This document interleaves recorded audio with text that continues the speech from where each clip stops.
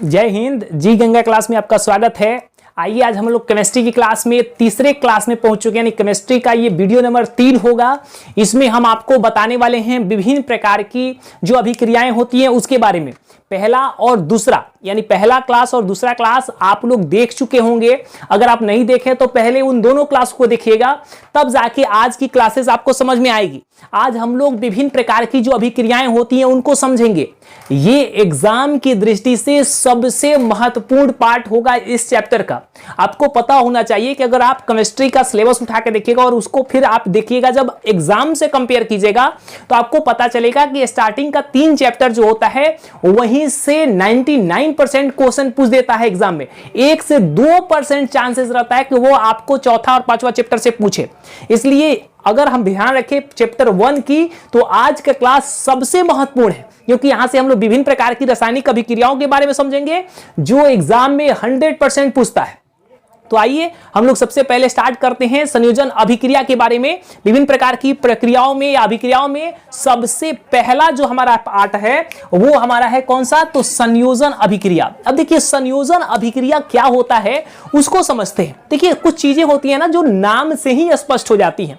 नाम ही है इसका संयोजन। अच्छा, संयोजन का मतलब भी आप समझ रहे होंगे कि जुड़ना। सीधे सीधी बात है, संयोजन का मतलब होता है कि जुड़ना। अब आपको दिमाग में जरूर यह चीज आ गई होगी कि मतलब जरूर कुछ चीज आपस में जुड़ेगा तो यह अभिक्रिया होगी। हाँ, एकदम आप सही समझ रहे हैं। संयोजन का मतलब होता है जुड़ना। तो संयोजन अभिक्रिया जो होती है वो होती क्या है कि जब कोई 2 पदार्थ आपस में मिलकर, अब देखिए पदार्थ जो है वहां पे तत्व भी हो सकता है और यौगिक भी हो सकता है। आप मेरे बात को ध्यान से समझिएगा कि जब 2 पदार्थ यानी तत्व हो या यौगिक हो आपस में मिलकर एक नए पदार्थ का निर्माण करते हैं जिनका गुण जो होता है पहले वाले पदार्थ से बिल्कुल अलग होता है, तो उसे हम लोग कौन सी अभिक्रिया कहते हैं? संयोजन अभिक्रिया कहते हैं। हमने एक बार फिर से आपको बताते हैं जिस चीज को हमने बताया कि संयोजन अभिक्रिया क्या है, तो वैसी अभिक्रिया जिसमें कोई 2 पदार्थ आपस में मिलकर एक नए पदार्थ का निर्माण करते हैं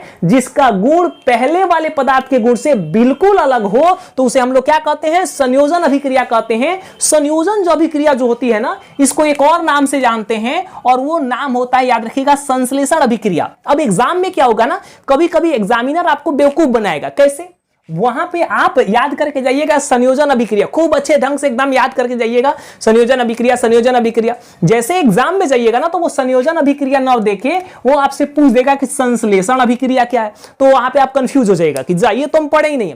तो आप इसलिए दोनों नाम को याद रखिएगा कि संयोजन अभिक्रिया और संश्लेषण अभिक्रिया एक ही होता है, जिसमें 2 पदार्थ जो होते हैं आपस में मिलकर एक नए विभिन्न गुण वाले पदार्थ का निर्माण करते हैं।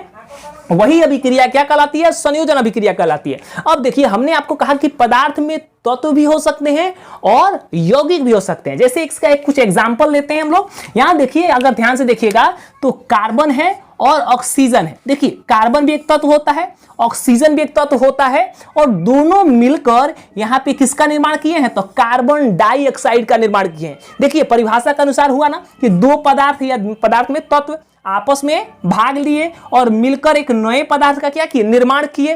तो कौन सी अभिक्रिया? संयोजन अभिक्रिया।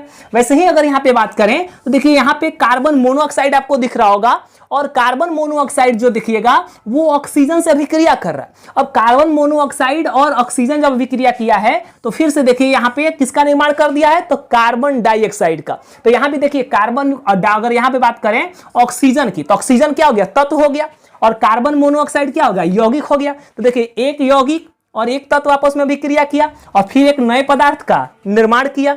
कौन सी अभिक्रिया? संयोजन अभिक्रिया। वैसे ही अगर हम लोग बात करें, यहां देखिएगा कैल्शियम ऑक्साइड के बारे में। अच्छा, यहां पे आप लोग ध्यान दीजिएगा क्योंकि यहां से एक क्वेश्चन पूछता है, वो हम आपको बताने वाले हैं। ध्यान दीजिएगा, यहां पे है कैल्शियम ऑक्साइड, और कैल्शियम ऑक्साइड जो होता है वो कह रहा है कि जल से अभिक्रिया करता है। ये भी यौगिक है, ये भी यौगिक है, और दोनों आपस में अभिक्रिया करता है। तो यहां पे निर्माण किया है कैल्शियम हाइड्रोक्साइड का। ध्यान दीजिएगा, हमने क्या कहा? कैल्शियम ऑक्साइड है, जल से अभिक्रिया किया है, और कैल्शियम हाइड्रोक्साइड का निर्माण किया है। ये अभिक्रिया आप लोग देखे होंगे कैसे, जैसे देखिएगा अब तो हम लोग का घर जो पेंट होता है वो आप देखे होंगे कि बहुत सारा डिब्बा में अलग अलग तरह के पेंट आता है, कौन कौन पेंट आप लोग जानते होंगे, उससे पेंट होता है।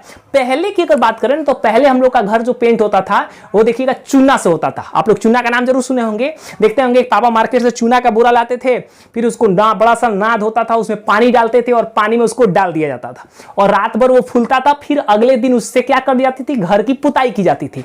वही चीज जो घर से यानी आपके पापा जो मार्केट से खरीद के लाते थे वो क्या खरीद के लाते थे, तो याद रखिएगा कैल्शियम ऑक्साइड खरीद के लाते थे। उसको कहां डालते थे, जल में, तो क्या बन जाता था, तो कैल्शियम हाइड्रोक्साइड बनता था। और इसी कैल्शियम हाइड्रोक्साइड से हम लोग क्या करते थे, घर की पुताई करते थे। याद रखिएगा घर की पुताई जो करते थे किसी से करते थे, तो याद रखिएगा कैल्शियम हाइड्रोक्साइड से करते थे। लेकिन ध्यान दिए होंगे कि कैल्शियम हाइड्रोक्साइड जो था उससे जब आप घर की पुताई करते थे तो उसी समय पोतते समय ही वो व्हाइट कलर का नहीं होता था। जब वो धीरे धीरे सूखता था तो वो काफी ज्यादा उसमें चमक आती थी, और जब सूख जाता था तो खूब अच्छा ढंग से लाइट देने लगता था। वो क्यों होता था, सूखने के बाद उसमें चमक क्यों आती थी, तो वो भी देखिए वहां पे भी संयोजन अभिक्रिया होता था। कैसे, जरा समझिएगा, हम आपको समझा रहे हैं। ये आपका क्या था कि कैल्शियम हाइड्रोक्साइड से आप घर की पुताई करवा दिए। कैल्शियम हाइड्रोक्साइड के देखिए हमने घर से पुताई करवा दिया। होता क्या था कि कैल्शियम हाइड्रोक्साइड से जब पुताई करवा दीजिएगा तो वायुमंडल में क्या है, CO2 गैस है, और CO2 गैस से जैसे जैसे वो संपर्क में आता था ना, तो वो क्या होता था कि याद रखिएगा कि निर्माण कर देता था किसका, तो यहां पे CaCO3 का। ठीक है, यानी यहां पे कैल्शियम कार्बोनेट का वो निर्माण कर देता था। कैसे, देखिए यहां पे कैल्शियम हाइड्रोक्साइड कार्बन डाइऑक्साइड से मिला और कैल्शियम कार्बोनेट का निर्माण कर दिया, और कैल्शियम कार्बोनेट जो होता है वही क्या होने लगता है, चमकने लगता है।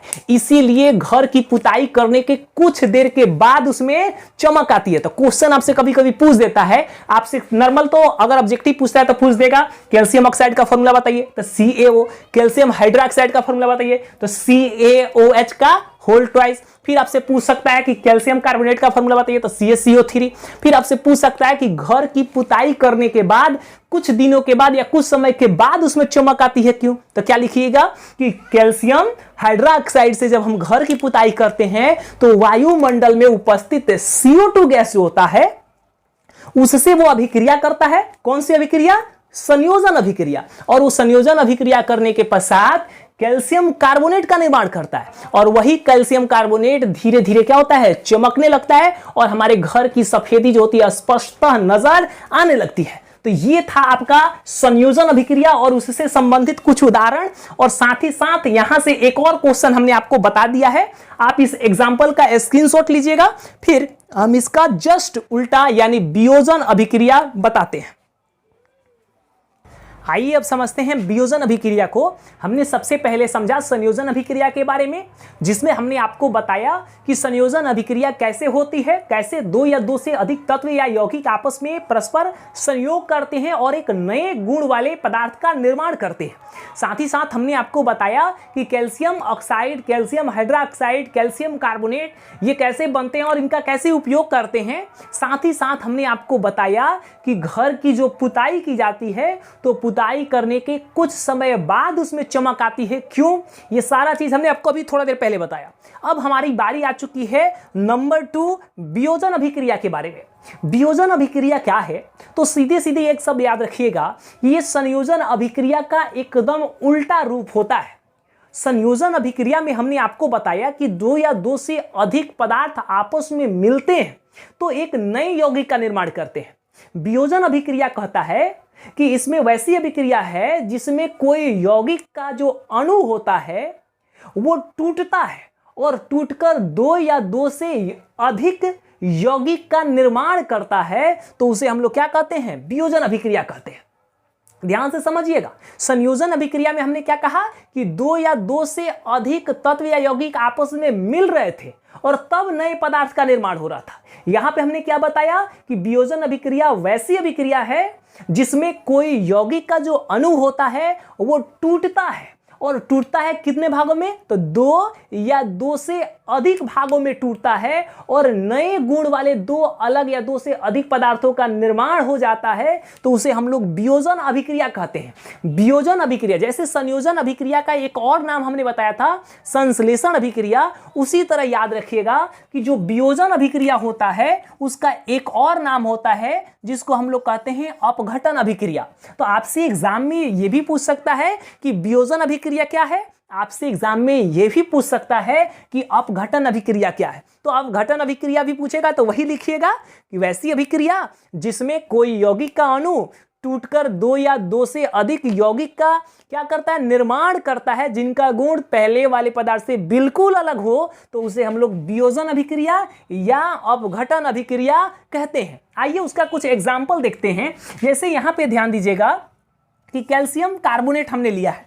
कैल्शियम कार्बोनेट को जब आप गर्म कीजिएगा ना, तो ये गर्म करने पर टूटता है। किसमें टूटता है, तो ध्यान दीजिए, कैल्शियम ऑक्साइड और साथ ही साथ यहां से CO2 गैस निकलता है। तो देखिए यहां पे क्या हुआ, ये हमारा एक यौगिक था और जब इसको गर्म किया गया तो ये 2 भागों में क्या हो गया, टूट गया। और 2 भागों में टूटा तो दोनों का गुण पहले वाले से बिल्कुल अलग दिखा। तो इसका मतलब ये अभिक्रिया जो है वो कौन सी अभिक्रिया है, तो याद रखिएगा वियोजन अभिक्रिया है। ऐसे ही यहाँ पे देखिए हमने यहाँ पे लिया है पोटेशियम क्लोरेट को। अब देखिए हमने इसका हिंदी नामकरण भी लिख दिया है क्योंकि ये तो इजी था आपके लिए, लेकिन आप जब स्क्रीनशॉट लीजिएगा तो ये सारा वर्ड लिख लीजिएगा, क्योंकि क्या होता है कभी कभी एग्जाम में ये लैंग्वेज के रूप में दे देता है कि पोटेशियम क्लोरेट जो है उसको गर्म करने पर वो टूटता है, इसको आप क्या करिए समीकरण के रूप में दर्शाइए।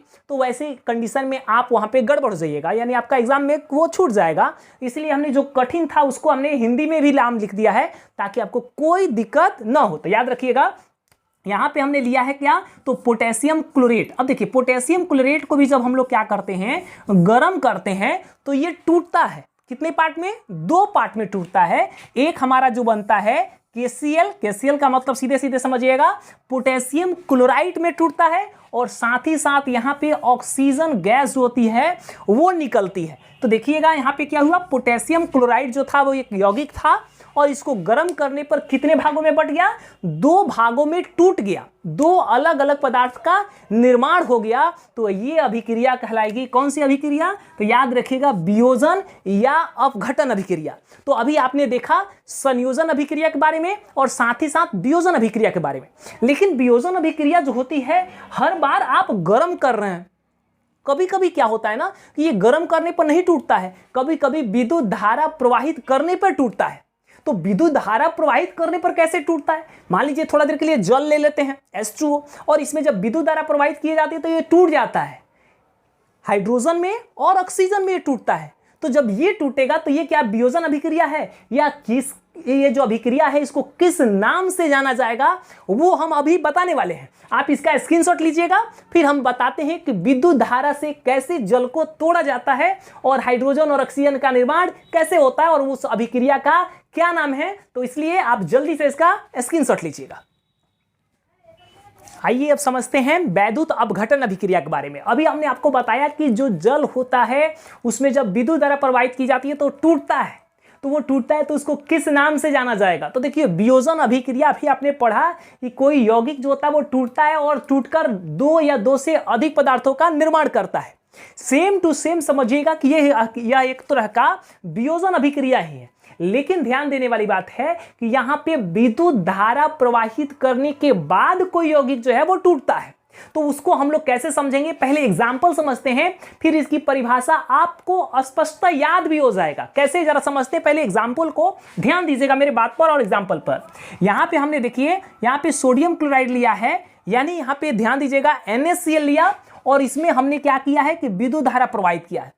जैसे ही विद्युत धारा प्रवाहित किए तो हमारा देखिए जो ये पार्ट था यानी Na और Cl2, यानी यहां पे देखिएगा यहां पे सोडियम और यहां पे क्लोरीन, यानी 2 पार्टों में ये क्या हो गया, टूट गया। 2 पार्टों में टूटा तो जो धातु वाला पार्ट था वो धातु वाला पार्ट चला गया है कैथोड पर और क्लोरीन जो था वो कहां चला गया है, एनोड पर। दूसरा एग्जांपल फिर समझिए, यहां पे देखिए एल्युमिनियम ऑक्साइड हम लिए हैं, एल्युमिनियम ऑक्साइड में फिर से हम प्रवाहित करेंगे क्या, तो याद रखिएगा विद्युत धारा।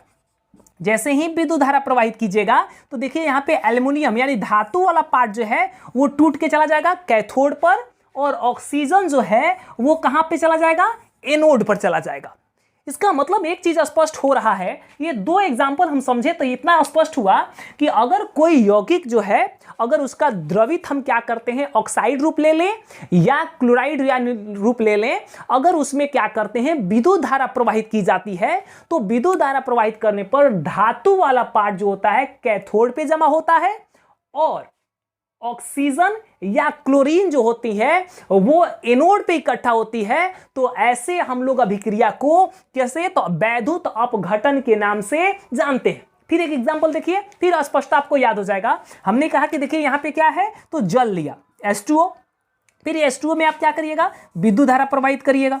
तो देखिए विद्युत धारा, जैसे ही इसमें विद्युत धारा प्रवाहित कीजिएगा तो ये टूटेगा। देखिए यहाँ पे हाइड्रोजन के रूप में टूटा और ऑक्सीजन के रूप में टूटा। हाइड्रोजन जो है वो कहाँ इकट्ठा हो गया, कैथोड पर, और एनोड पर निकल गया कौन, तो ऑक्सीजन। यानी हमारा एक चीज स्पष्ट है कि क्लोरीन और ऑक्सीजन जो है वो कहाँ इकट्ठा होंगे, एनोड पर, जबकि धात्विक पार्ट जो होगा वो कहाँ जमा हो रहा है, कैथोड पर। कब, जब किसी यौगिक में हम क्या करते हैं, विद्युत धारा प्रवाहित करते हैं, तब वो टूटता है तो एक पार्ट कैथोड पर और क्लोरीन या ऑक्सीजन वाला पार्ट एनोड पे जमा होता है। तो ऐसी अभिक्रिया को हम लोग क्या कहते हैं, वैद्युत अपघटन अभिक्रिया कहते हैं। तो एक बार समझिए वैद्युत अपघटन अभिक्रिया क्या है, तो वैसी अभिक्रिया जिसमें यौगिक से विद्युत धारा प्रवाहित करने पर वो दो पार्टों में टूट जाए, धातु वाला पार्ट कैथोड पे इकट्ठा हो, जबकि क्लोरीन या ऑक्सीजन गैस एनोड पर जमा हो या एनोड से निकले। तो वैसी अभिक्रिया को हम लोग क्या कहते हैं, वैद्युत अपघटन अभिक्रिया कहते हैं। अब आपके मन में आएगा कि ये कैथोड क्या है और एनोड क्या है। तो देखिए जब धातु का निष्कर्षण चैप्टर हम पढ़ाएंगे तो वहां पे हम आपको ये काफी डिटेल से पढ़ाने वाले हैं, और वहां पे हम एक बार फिर से जिक्र करेंगे वैद्युत अपघटन का, क्योंकि वैद्युत अपघटन जो अभिक्रिया होती है वो धातु के निष्कर्षण में ये इसका हम लोग उपयोग करते हैं। तो वहां पे हम लोग फिर से यूज करेंगे, वहां पे फिर से हम बताएंगे कि वैद्युत अपघटन क्या है। तो याद रखिएगा वहां पे बताएंगे कि धातु का जो ऑक्साइड होता है उसमें से धातु को निकालने के लिए हम लोग वैद्युत अपघटन अभिक्रिया का प्रयोग करते हैं। लेकिन थोड़ा सा हम यहाँ पे आपको समझा देते हैं थोड़ा सा कि कैथोड और एनोड क्या होता है। तो ध्यान दीजिएगा, हम लोग एक टॉप टाइप से लेते हैं, उसमें दो रडे लेते हैं यहाँ पे, और इसको क्या करते हैं हम लोग बैटरी से जोड़ते हैं। जब बैटरी से जोड़ते हैं ना, तो ध्यान दीजिएगा, अगर जिससे हम लोग पॉजिटिव चार्ज को जोड़ते हैं और एक को किससे जोड़ते हैं, निगेटिव से, तो जिसको पॉजिटिव से जोड़ते हैं उसको हम लोग कहते हैं एनोड, और जिसको निगेटिव चार्ज से जोड़ते हैं उसको हम लोग कहते हैं कैथोड। ठीक है, तो इस चीज को हम लोग और डिस्कस करेंगे, एनोड और कैथोड को काफी डिटेल से हम वो बताने वाले हैं। लेकिन अभी आप थोड़ा सा समझ जाइएगा कि यह क्या होता है, एक तरह का रड लिया जाता है एक टॉप टाइप से, और उसमें हम लोग धातु का निष्कर्षण जब करते हैं तो इसका उपयोग करते हैं। तो वहां पे हम लोग काफी डिटेल से इस चैप्टर को या इस टॉपिक को पढ़ने वाले हैं। एक बार जल्दी से रिपीट कर देते हैं कि आपको याद हो जाए वैद्युत अपघटन अभिक्रिया क्या है। तो वैसी अभिक्रिया जिसमें किसी यौगिक से विद्युत धारा प्रवाहित करने पर वो क्या होती है, दो भागों में टूट जाए, दो या दो से अधिक भागों में भी टूट सकती है, और टूटे तो उसका एक पार्ट कैथोड पर और क्लोरीन या ऑक्सीजन एनोड पर इकट्ठा हो। तो वैसी अभिक्रिया को हम लोग वैद्युत अपघटन अभिक्रिया के नाम से जानते हैं। अगर कोई पूछ दे कि वैद्युत अपघटन अभिक्रिया का उपयोग कहां करते हैं, तो याद रखिएगा कि धातु का जो ऑक्साइड होते हैं वहां से हम लोग धातु के निष्कर्षण के लिए कौन सी अभिक्रिया का उपयोग करते हैं, तो वैद्युत अपघटन अभिक्रिया का उपयोग करते हैं। तो अभी तक आपने तीन पढ़ लिया आपने अभिक्रिया, संयोजन अभिक्रिया, वियोजन अभिक्रिया, और साथ ही साथ आपको हमने पढ़ा दिया वैद्युत अपघटन अभिक्रिया। आप इसका एग्जाम्पल का क्या कीजिए, स्क्रीनशॉट लीजिए, फिर अगला अभिक्रिया जो है हम आपको तुरंत समझाते हैं। आइए अब समझते हैं हम लोग एकल विस्थापन अभिक्रिया के बारे में। अभी तक आपने तीन पढ़ चुका है अभिक्रिया, संयोजन, वियोजन और वैद्युत अपघटन। अब बारी आ चुकी है एकल विस्थापन अभिक्रिया की। अच्छा, एकल विस्थापन अभिक्रिया क्या है, इसका बहुत सारा हमने उदाहरण लिया है, लेकिन सबसे अच्छा उदाहरण हम आपको बताते हैं, वो जल्दी आपको समझ में आ जाएगा। जैसे मान के चलिए कि आप और कोई आपका दोस्त है, दो आदमी है और दोनों में बहुत ही घनिष्ठ दोस्ती है। थोड़ा देर के लिए चलिए थोड़ा सा इंटरेस्ट बना देते हैं आपको, एक छोटा सा एग्जाम्पल ही ले लेते हैं। मान लीजिए कोई राम है और इसका सीता से मान लीजिए कि खूब अच्छी दोस्ती है। राम है और सीता है, इन दोनों में खूब गहरी दोस्ती है, दोनों में बहुत ही ज़्यादा मेल मिलाप है। लेकिन तभी क्या होता है कि इनकी मुलाकात जो होती है वो गीता से हो जाती है। किससे हो जाती है? गीता से मुलाकात हो जाती है और पता चलता है कि गीता जो है वो सीता से भी बहुत ही सुंदर और बहुत ही ज़्यादा प्रभावित करने वाली लड़की है। तो क्या होता है कि ये गीता जो क्या करेगी, इस सीता को कहेगी कि भाई अब तुम विस्थापित हो जाओ, और राम का जो कनेक्शन होगा वो किसके साथ हो जाएगा? गीता के साथ हो जाएगा। यानी यहाँ पे क्या हो जाएगा, राम और गीता एक साथ हो जाएंगे और बेचारी सीता जो होगी वो कहाँ चली जाएगी? बाहर चली जाएगी। अच्छा, आपने इस एग्जाम्पल में देखा कि क्या था, यहाँ सीता थी और राम थे, दोनों में दोस्ती था, बहुत ही घनिष्ठ दोस्ती था। लेकिन जैसे ही सीता से ज्यादा खूबसूरत लड़की आई यानी गीता आई, उसने सीता को क्या कर दिया जी? हटा दिया, यानी ट्रांसफर कर दिया, और उसका जगह ये ले ली कौन? गीता। और पता चला कि राम और गीता एक साथ हो गए और सीता को वो लोग विस्थापित कर दिए, यानी वो अलग हो गई। यही तो है हमारा क्या? एकल विस्थापन अभिक्रिया। यानी इसका मतलब कि जब कोई अणु रहेगा और उस अणु के परमाणु को कोई दूसरा परमाणु क्या कर देगा? विस्थापित कर देगा, तो वो अभिक्रिया क्या कहलाएगी? एकल विस्थापन अभिक्रिया। यानी वही वाला चीज याद रखिएगा कि क्या होगा, सीता से खूबसूरत अगर गीता है तो सीता क्या हो जाएगी? साइड हट जाएगी, और गीता का कनेक्शन जो होगा वो किससे हो जाएगा? राम से हो जाएगा। आइए उसको समझते हैं थोड़ा अपना बुक के एग्जाम्पल के द्वारा।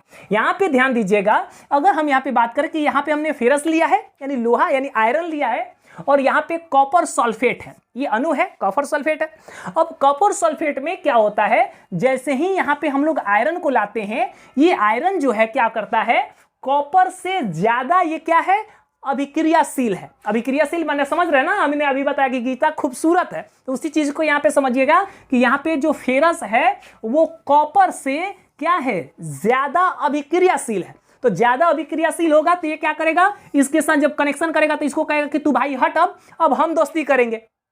तो इसने क्या किया कि यहाँ पे देखिएगा जो फेरस है वो सल्फेट से दोस्ती किया और बना दिया क्या? Ferrous sulphate.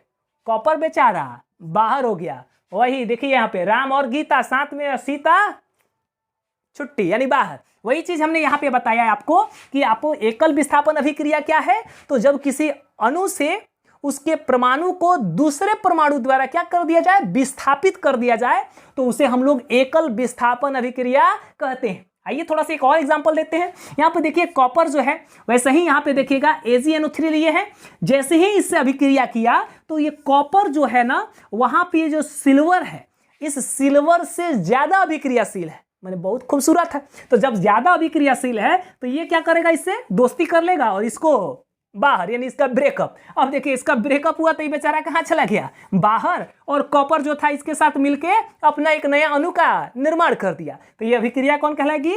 एकल विस्थापन अभिक्रिया। ऐसे ही यहाँ पे आइए जिंक का देखिए, जिंक जो है वो कॉपर से ज्यादा अभिक्रियाशील है। अब यहाँ पे देखिएगा कॉपर जो था वो सिल्वर से ज्यादा अभिक्रियाशील था, तो बेचारा क्या किया? सिल्वर को बाहर किया। तब तक पता चला कि कॉपर से भी खूबसूरत कौन आ गया? जिंक आ गया।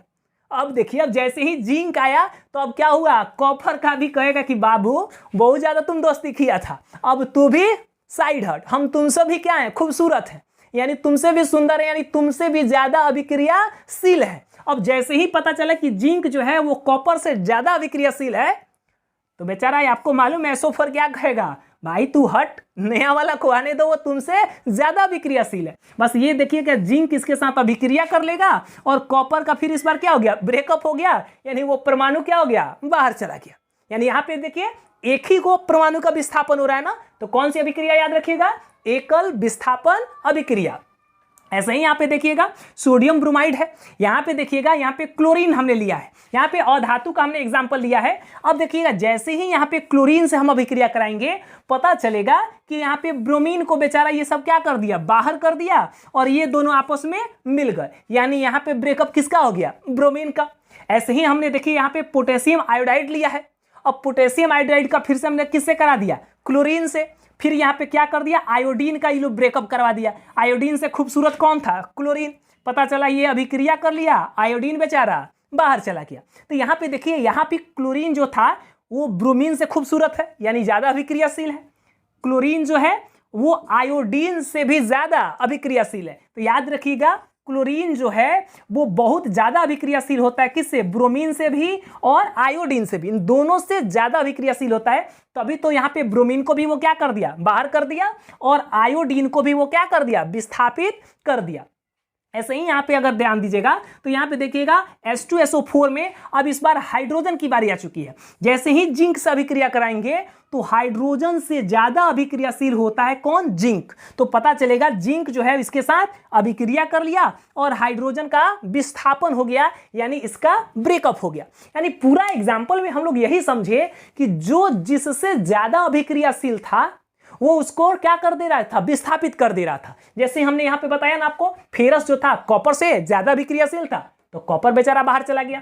यहां पे हमने बताया ना कि कॉपर जो था वो सिल्वर को भी बाहर कर दिया था, लेकिन जैसे ही यहां पे जिंक आया, पता चला जिंक जो है वो कॉपर से भी ज्यादा अभिक्रियाशील है, तो कॉपर बाहर चला गया। यानी यहां पे जो खेल है सीधे सीधे समझिएगा अभिक्रियाशीलता की है। जो जितना ज्यादा अभिक्रियाशील होगा अपने से कम अभिक्रियाशील वाले को वो क्या कर देगा? विस्थापित कर देगा। वही वाला एग्जांपल अपने दिमाग में रखिएगा, जो जितना खूबसूरत होगा अपने से कम खूबसूरत वाले को क्या कर देगा? ट्रांसफर कर देगा। अच्छा, लड़की लोग बुरा नहीं मानेगी, लड़का लोग भी क्या कर लेगा? यहाँ पे राम का जगह खुद श्याम वाम ले लेना, लेकिन बुरा नहीं मानना है। बस यहाँ पे याद रखना है कि एकल विस्थापन अभिक्रिया क्या है। तो एक बार ध्यान से मेरे साथ परिभाषा समझ जाइए। जब किसी यौगिक के अणु से उसके परमाणु को किसी दूसरे परमाणु के द्वारा क्या कर दिया जाए? विस्थापित कर दिया जाए, तो उसे हम लोग क्या कहते हैं? एकल विस्थापन अभिक्रिया। और यह अभिक्रिया मुख्यतः किस पर निर्भर करती है? तो वो परमाणु के अभिक्रियाशीलता पे। जो ज्यादा अभिक्रियाशील रहेगा अपने से कम अभिक्रियाशील वाले को वो ट्रांसफर कर देगा, यानी विस्थापित करने का काम करेगा, तो उसे हम लोग कहते हैं एकल विस्थापन अभिक्रिया। तो उम्मीद करते हैं आपको बहुत अच्छे से समझ में आ गया होगा। आप इसका एक स्क्रीनशॉट लीजिएगा इस एग्जाम्पल का, फिर हम अगला जो अभिक्रिया है वो आपको बताते हैं। अगला एग्जाम्पल हम इसलिए आपको करते हैं कि इरेज करके डायरेक्ट इसलिए लिख लेते हैं क्योंकि अगर हम इसको इरेज करें फिर से इनका एग्जाम्पल लिखें तो पता चलेगा आपका वीडियो जो है 2-2 घंटा का हो गया। इसीलिए हम क्या करते हैं कि डायरेक्ट इसको इरेज करके डायरेक्ट लिख देते हैं। तो आप स्क्रीनशॉट लीजिएगा, डायरेक्ट हम आपको अगला अभिक्रिया जो है वो बताते हैं। आइए अब समझते हैं हम लोग अगला अभिक्रिया यानी उभय विस्थापन अभिक्रिया। अभी जस्ट इसके पहले आपने पढ़ा था एकल विस्थापन अभिक्रिया, अब हम लोग को पढ़ना है उभय विस्थापन अभिक्रिया। अच्छा, उभय विस्थापन अभिक्रिया को समझते हैं एक छोटा सा एग्जाम्पल से।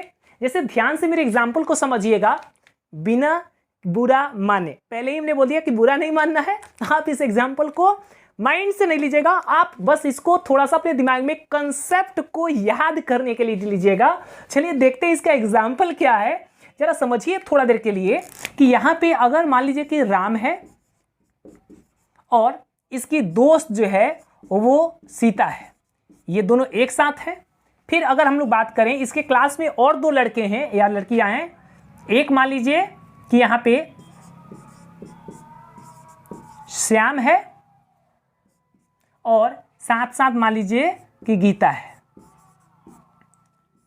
ठीक है, यहां ध्यान से समझिएगा, इन लोग की दोस्ती है, राम और सीता का दोस्ती है एक साथ, और श्याम जो है इसकी दोस्ती है गीता के साथ। लेकिन कुछ दिनों तक ये दोस्ती चलती है और दोस्ती चलती है, जब चारों आपस में मिलते हैं, इनकी दोस्ती इनके साथ, इनकी दोस्ती इनके साथ, लेकिन जब चारों एक साथ मिलते हैं तो होता क्या है कि जो राम है ये कहते हैं कि नहीं, अब तो हम किसके साथ जाएंगे? गीता के साथ जाएंगे। और जो श्याम है वो चले जाते हैं किसके साथ? सीता के साथ। यानी ध्यान से समझिए, ये लोग अपने दोस्त का क्या कर रहे हैं? उल्टा फेर। यानी कहने का मतलब कि राम की जो दोस्ती थी सीता से, वो अब सीता चली गई श्याम के साथ, और साथ ही साथ राम चले गए गीता के साथ। यानी अब हमारा जो नया समीकरण बनेगा, नई इन लोग की दोस्ती बनेगी, वो दोस्ती क्या बन जाएगी? तो ध्यान से समझिए, राम और प्लस हो जाएगा अब क्या? गीता, और श्याम और प्लस हो जाएगी सीता। यानी जैसे ही आप ध्यान दीजिएगा कि ये लोग आपस में मिले, पता चला कि ये लोग अपने दोस्त का बदला बदली कर लिए, यानी इन्होंने इनकी दोस्त से दोस्ती कर ली और ये महाशय इनकी दोस्त से दोस्ती कर ली, और ये लोग क्या कर लिए, अपना विस्थापन कर लिए, यानी दोनों ने अपनी अपनी दोस्त को विस्थापित कर दिया, यानी इसको कहेंगे उभय विस्थापन अभिक्रिया। इसके पहले वाला एग्जांपल याद कीजिए, वहां सिर्फ गीता थी और सीता को विस्थापित की थी, तो हमने कहा था एकल विस्थापन, लेकिन यहां पता चला कि सीता और गीता दोनों एक दूसरे को विस्थापित करिए। जैसे ही गीता बोले कि नहीं हम राम के साथ जाएंगे, तो सीता बोले हम तुमसे कम हैं, चलो हम चले जाते हैं श्याम के साथ, यानी दोनों ने अपना अपना विस्थापित किया। सीता गीता को विस्थापित की, गीता सीता को विस्थापित की, यानी 2 बार विस्थापन हुआ, तो इसको हम लोग कहेंगे उभय विस्थापन। यानी उभय विस्थापन, यानी सीधे सीधे अब समझ में आपको आ गया होगा कि यहां पे 2 यौगिक जो होंगे आपस में अभिक्रिया करेंगे और अपने आयनों का क्या करेंगे, आदान प्रदान कर लेंगे या बदला बदली कर लेंगे, तो उसे हम लोग कहेंगे उभय विस्थापन अभिक्रिया। आइए अब एग्जाम्पल को हम लोग किताब की नजर से देखते हैं कि क्या होगा इसका एग्जाम्पल। जरा समझिएगा कि यहां पे हमने देखिए एक यौगिक लिया है सोडियम क्लोराइड को। अब ये सोडियम क्लोराइड था और पता चला कि सिल्वर नाइट्रेट, ये दोनों को हमने आपस में मिलाया।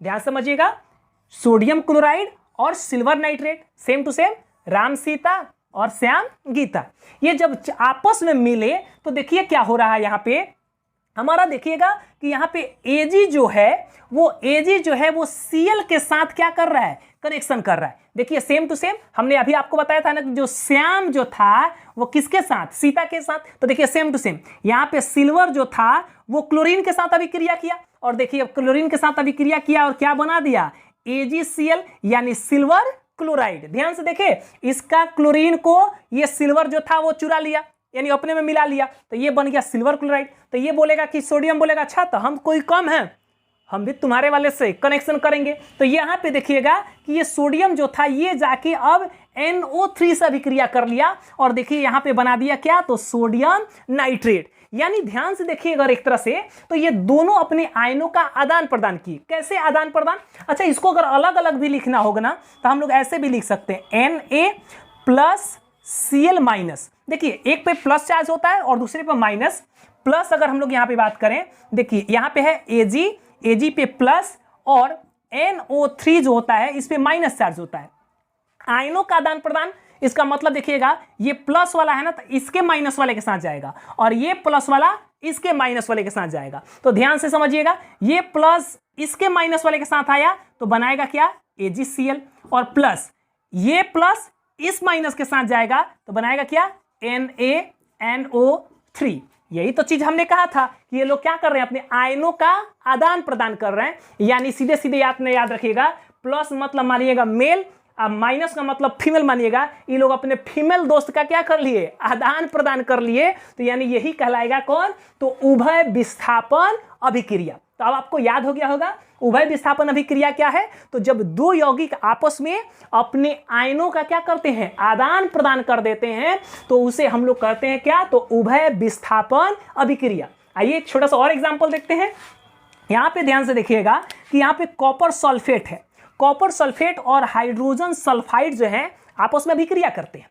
जैसे ही अभिक्रिया करते हैं तो यहां देखिए इसका जो कॉपर है वो क्या करता है कि इसके फीमेल दोस्त यानी माइनस वाला चार्ज सीधे सीधे कौन, तो S यानी सल्फर से अभिक्रिया करता है और बना देता है क्या, तो कॉपर सल्फाइड।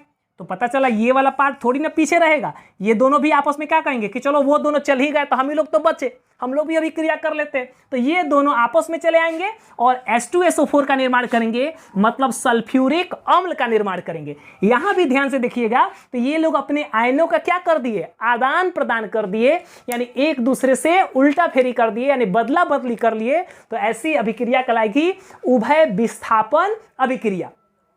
उम्मीद करते हैं कि ये अभिक्रिया आपको बहुत अच्छे ढंग से समझ में आ गया होगा। तो ये रहा आपका उभय विस्थापन और इसका कुछ एग्जाम्पल आप स्क्रीनशॉट लीजिए, तब तक हम बोर्ड को इरेज करके नया अभिक्रिया आपको बताते हैं। आइए अब हम लोग आगे समझते हैं अवक्षेपण अभिक्रिया, उदासीनीकरण और साथ साथ प्रकाश रासायनिक अभिक्रिया के बारे में समझते हैं।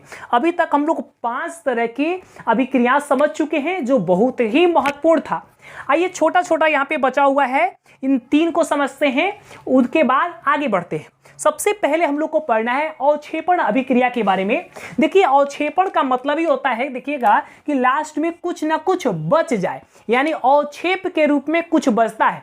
यानी सीधे सीधे समझिएगा वैसी रासायनिक अभिक्रिया जिसमें प्रतिफल के रूप में कुछ ठोस पदार्थ विलयन से क्या हो जाए, पृथक हो जाए। पृथक का मतलब होता है अलग हो जाए। जैसे मान लीजिए 2 चीज में आप अभिक्रिया कराए और लास्ट में मान लीजिए कि पृथक होकर कुछ अलग हो जाए, तो वो क्या होता है, वो आपका जो आगे यानी विलयन से बिल्कुल अलग कुछ ठोस पदार्थ मिला, तो उसको हम लोग कहते हैं अवक्षेप मिला। तो अवक्षेप जिसमें बनता है वो अभिक्रिया कहलाता है अवक्षेपण अभिक्रिया। तो एक बार फिर से समझिएगा, अवक्षेपण अभिक्रिया क्या है, तो वैसी रासायनिक अभिक्रिया जिसमें किसी यौगिक से जब अभिक्रिया होती है तो प्रतिफल के रूप में कुछ अवक्षेप का निर्माण हो, तो उसे हम लोग क्या कहते हैं, अवक्षेपण अभिक्रिया कहते हैं। जैसे देखिएगा यहाँ पे अगर हम लोग बात करें तो सोडियम क्लोराइड और साथ साथ यहाँ पे सिल्वर नाइट्रेट में अभिक्रिया हुआ है, जहां यहाँ पे आप ध्यान दीजिएगा तो कि सिल्वर क्लोराइड जो है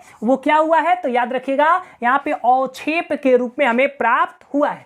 यहाँ पे देखिए सोडियम क्लोराइड है, यहाँ पे हमने कहा कि सिल्वर नाइट्रेट है, अभिक्रिया किया तो यहाँ पे AgCl जो बना ये अवक्षेप के रूप में बना है। देखिए हमने एरो का निशान कहाँ रखा है, नीचे की ओर रखा है। और आपको याद है जब हम ट्रिक आपको बता रहे थे कि एरो का निशान ऊपर मतलब गैस की उत्पत्ति, एरो का निशान नीचे इसका मतलब अवक्षेप के रूप में। तो ये यहाँ पे देखिएगा कि सिल्वर जो क्लोराइड है वो हमें क्या मिला है, यहाँ पे अवक्षेप के रूप में प्राप्त हुआ है। तो ये अभिक्रिया हमारी कहलाएगी अवक्षेपण अभिक्रिया।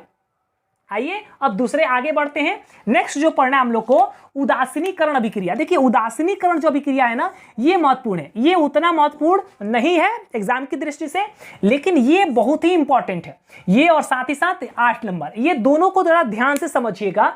हमने कहा उदासीनीकरण अभिक्रिया क्या है, तो देखिए जब अम्ल और भस्म जो होते हैं, ध्यान से मेरे बात को समझिएगा, ये ही टॉपिक यही चीज हम अगले क्लास में भी पढ़ाने वाले हैं। यानी अगला जो चैप्टर शुरू करेंगे अम्ल और क्षार के बारे में, वहां भी पढ़ाएंगे। लेकिन यहां समझिएगा जब अम्ल और भस्म जो होते हैं आपस में अभिक्रिया करते हैं तो लवण और जल का निर्माण करते हैं।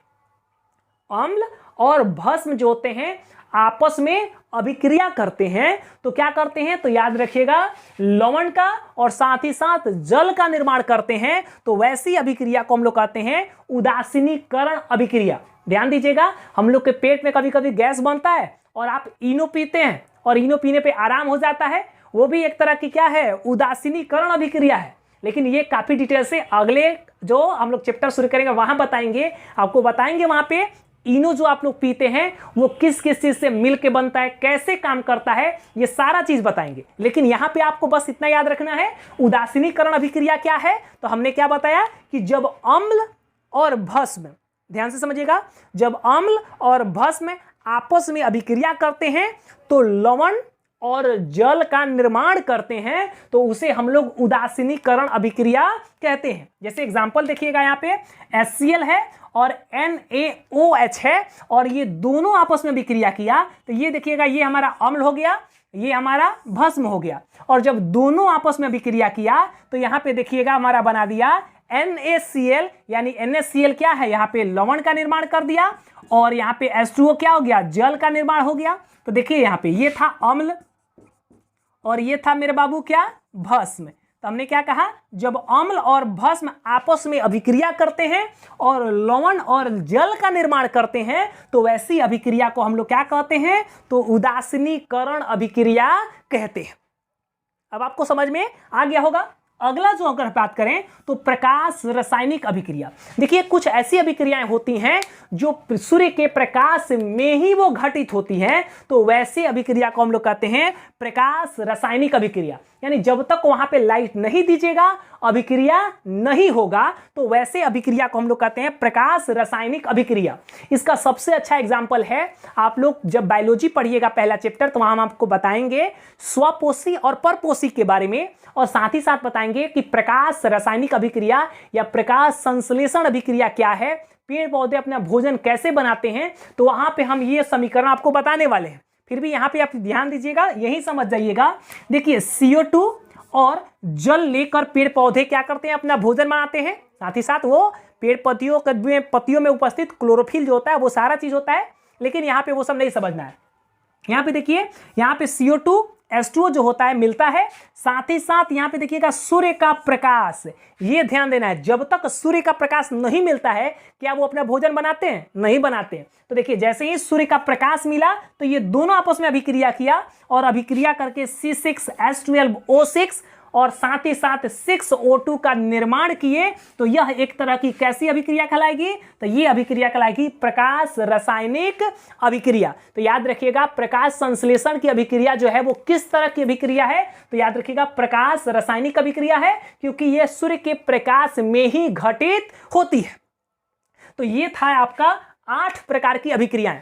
अगला क्लास जब हम आपका लेंगे केमिस्ट्री का, तो वहां पे हम आपको बताने वाले हैं ऊष्माक्षेपी अभिक्रिया, ऊष्माश्लेषी अभिक्रिया, साथ ही साथ आप बताएंगे ऑक्सीकरण अवकरण के बारे में, और साथ ही ऑक्सीकरण अवकरण से संबंधित और सारी जानकारी लेकर हम लोग आएंगे अगले क्लास में। इस क्लास में इतना ही रहने देते हैं। उम्मीद करते हैं कि आपको पूरा का पूरा टॉपिक समझ में आया होगा। साथ ही साथ इसकी जितनी भी परिभाषाएं होंगी, चूंकि हमने आपको केवल एग्जाम्पल दिया है और समझाते चले गए हैं, परिभाषा हमने बोला है। अगर आपने नोट्स बना लिया तब तो ठीक है, नहीं बनाए होंगे तो डिस्क्रिप्शन में इसका नोट्स मिल जाएगा, आप वहां से डाउनलोड कर लीजिएगा और अपना अच्छा ढंग से एक नोट्स बना लीजिएगा। साथ ही साथ हमारे वीडियो का हमारे कोड से याद रखिएगा SLS, यानी हमारे चैनल को सब्सक्राइब करना नहीं भूलिएगा। वीडियो अच्छा लगता होगा तो लाइक जरूर कीजिए और अपने दोस्तों को शेयर करना ना भूलिएगा। वीडियो देखने के लिए आपका बहुत बहुत धन्यवाद।